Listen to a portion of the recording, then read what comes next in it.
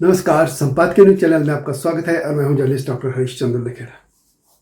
भारत के TV channel उनको देखकर लगता है कि बस पूरा भारत सीमा हैदर और सचिन मीणा की जो लव स्टोरी है उसी में डूबा है। बाकी जैसे सारी समस्याएं खत्म हो गई है, टमाटर कोई खा नहीं रहा है, महंगाई यहाँ कुछ हो नहीं रही है, बस टेलीविज़न उसी में डूबे हैं या फिर वो पानी पानी बलून दिखा रहे हैं, कहीं पानी भर गया।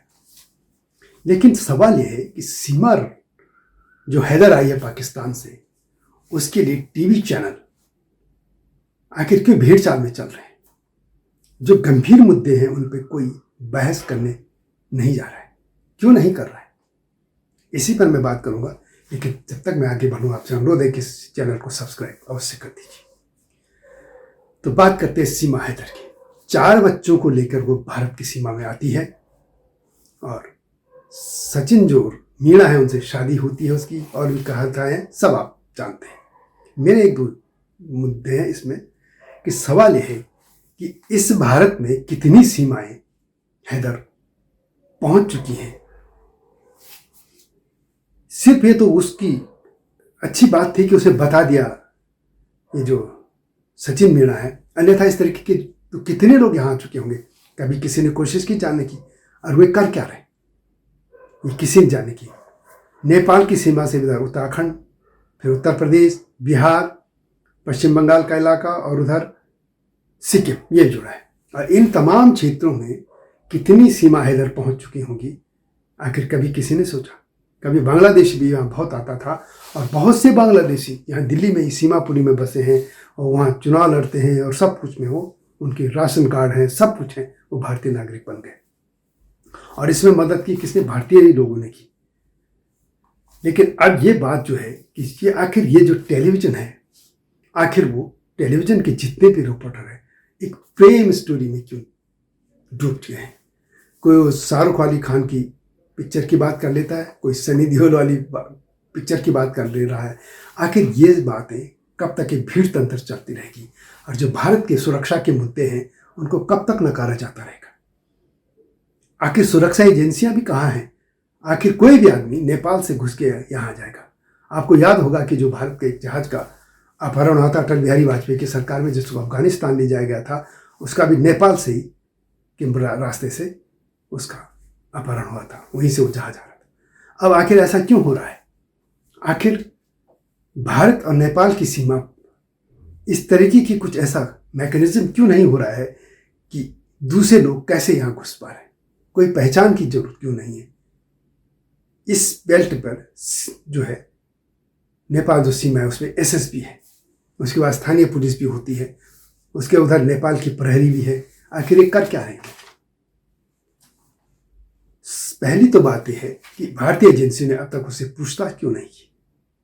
दूसरा यह है कि वो कितनी अच्छी हिंदी बोल रही है, उसके शब्दों में कहीं उर्दू के शब्द तो दिख ही नहीं रहे, और उसकी बातें ऐसा जो चेहरे पर है कॉन्फिडेंस, आखिर वो कैसे आ गया? क्या कहीं नहीं लगता कि वो जो पाकिस्तान की जो एजेंसी है आईएसआई, क्या उसकी ट्रेंड तो नहीं कर रखा? वो ठीक है तो पकड़ी गई, और वो उसका हालांकि ठीक ये भी तर्क है कि वो एक गरीब से क्यों करती, किसी बड़े सैन्य अधिकारी को या किसी अफसर को से वो संपर्क करती।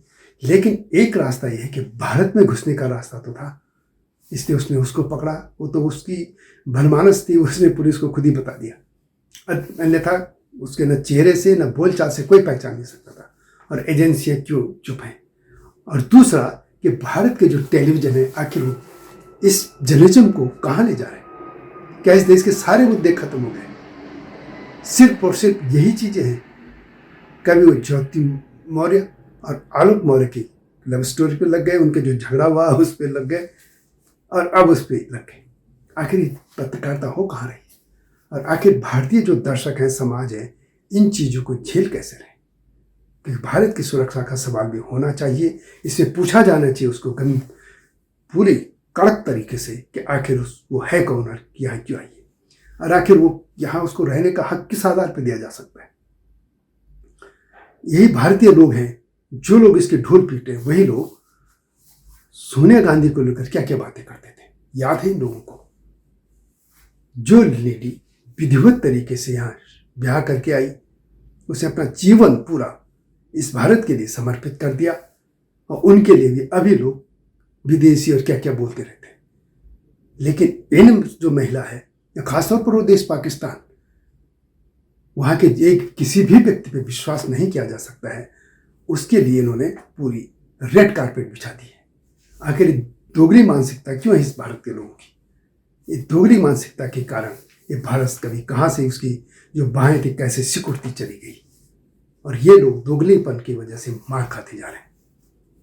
इसे सोचा जाना चाहिए, भारतीय समाज को भी सोचना चाहिए कि आखिर ये लोग ऐसे क्यों कर रहे हैं।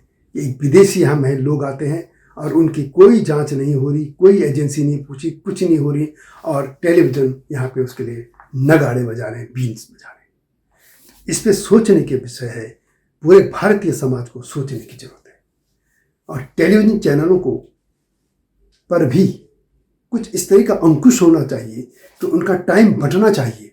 जैसे अखबार हैं, 10 page, 15 page, 18 page, 20 page, 22 page, 24 page, जितने भी पेज हैं, उसमें हर एक पेज तय है कि नेशनल के लिए, लोकल के लिए, या फाइनेंस के लिए, और स्पोर्ट्स के लिए, एडिटोरियल के लिए, और भी पेज सब तय है।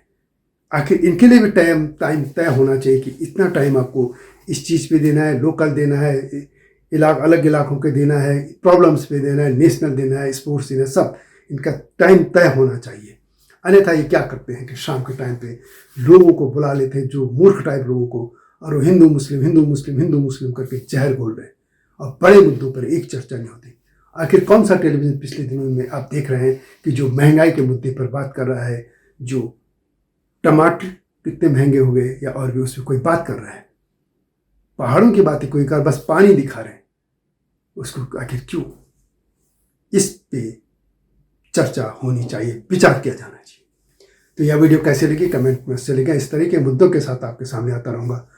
अगली वीडियो की प्रतीक्षा कीजिए, तब तक नमस्कार। हिमालय पे पेड़ हो तो गीत गाएंगी नदियाँ, गीत गाएंगी नदियाँ। पेड़ों पे चिड़िया है तो गीत गाएंगी नदियाँ, पेड़ों पे चिड़िया है तो गीत गाएंगी नदियाँ। माँ की लोरी जैसे होते हैं नदियों के गीत।